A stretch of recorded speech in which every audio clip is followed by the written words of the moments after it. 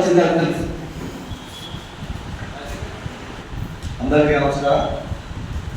నేటి ఈ సమావేశానికి ముఖ్య అతిథిగా విచ్చేసినటువంటి మా అందరి ప్రియతమ నాయకులు మహబూబాబాద్ శాసనసభ్యులు పెద్దలు ఎన్ఎం శ్రీనివాసరెడ్డి గారికి మరియు మిత్రులు, నాకు చాలా కాలం కలిసి సహచరులు, అందరం కలిసి ఎన్నో దళిత సమస్యల మీద పనిచేసిన నేను కేశవలన్న కాలకాలంగా అంతా కలిసి పనిచేస్తున్నాను. కేశవలన్న మరియు వేదిక పెద్దలు మీకు అందరికీ కూడా 9 సంవత్సరాల నుంచి అలుపెరగకుండా మన వర్గాలను చైతన్యం చేయడానికి నిరంతరం పనిచేస్తున్నటువంటి కేశవులతో పాటు మీ కార్యమైన ప్రతి ఒక్కరికి కూడా శిరస్సు వంచి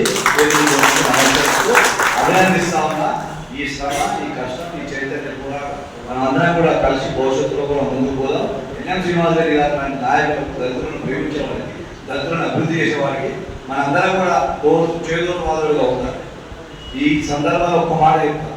మీకందరూ తెలుసు, ఇక్కడ వింటున్న తమ్ముడు నేను 23, 24 బ్యాంకులకు వచ్చిన 86 నుంచి మన సంఘాలు, హాస్టల్ల సమస్యలు, స్కాలర్షిప్లు దీని మీదే పనిచేస్తూ ఇక్కడ రావచ్చు రాజకీయాలు.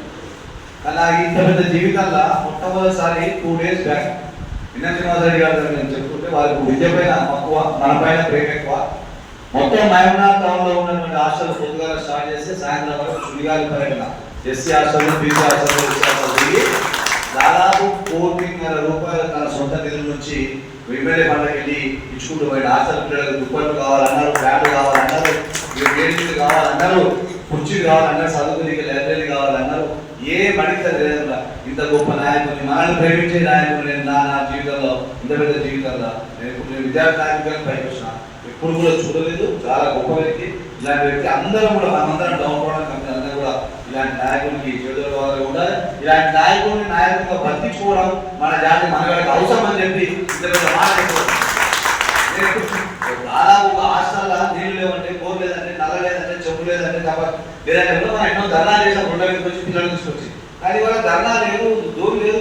ఈయననే పోయి అమ్మ ఏం కావాలి చెప్పని వాళ్ళని అడిగి, పిల్లల్ని అడిగి, అది పనిచేసే ఉండమని అడిగి తెలుసుకొని, రాసుకొని, ఆర్డర్ చేసి రోజులకి ఇచ్చి డబ్బులు ఇచ్చి మనం అభివృద్ధి చేస్తామని అంటే నిజంగా మనందరం కూడా ఇలాంటి నాయకుడిని ఉండకూడదు. మరొకసారి మరలా చైతన్య సమితిని నడిపిస్తున్నటువంటి మన కేశవులు ప్రతి ఒక్కరికి కూడా ఇందులో పనిచేసిన ప్రతి ఒక్కరు మరొకసారి మన స్ఫూర్తిగా అభినందిస్తామని. Thank you.